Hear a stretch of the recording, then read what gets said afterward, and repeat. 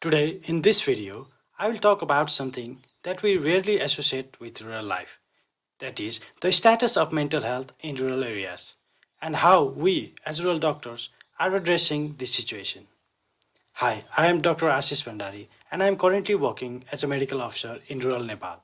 Whenever we look at or imagine about life in rural areas, we often think rural life is simple and stress free. But the truth is not like what you are thinking.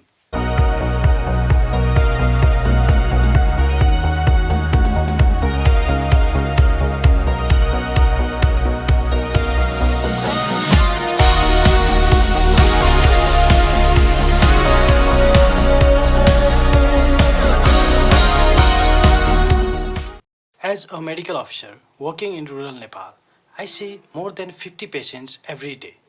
Along with pain, fever, injuries, hypertension, diabetes, or chronic diseases, there is another group of people. Among 50 plus patients, every day, more than 10 are on medications for anxiety, depression, psychosis, seizure disorder, or other mental health conditions. And almost every week, there are few new cases. Isn't it surprising? Maybe because we often think rural life is simple and stress free.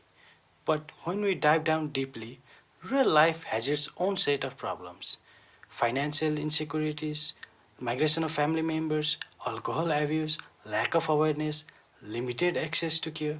These are some of the contributing factors for such a status of mental health in rural areas. Mental health in rural areas is often neglected, ignored, or misunderstood. Many people even don't realize that they are suffering from some kind of mental health condition. So, why is this? This is because in our community, their symptoms are explained to them as some sort of weakness, something they should have tolerated, or simply just their fate. Stigma plays a huge role. People are afraid to talk, afraid to seek help. Moreover, they are afraid of being labeled. In this way, mental health keeps on hiding behind physical illness. So, how, as a rural doctors, are we addressing this situation? Managing mental health in rural areas is often challenging. There are limited specialists, there are limited medications, and limited follow up options. And there are limited people who really understand they do have to follow up. But what they do have is trust.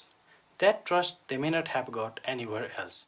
Sometimes the only treatment they need is listening, giving them time, reassuring them that whatever they are feeling is true and treatable.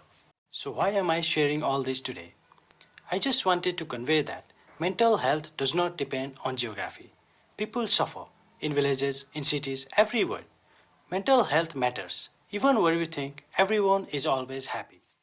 Thank you for listening. And if you or anyone you know is struggling with mental health, please seek help. Talking is the first step.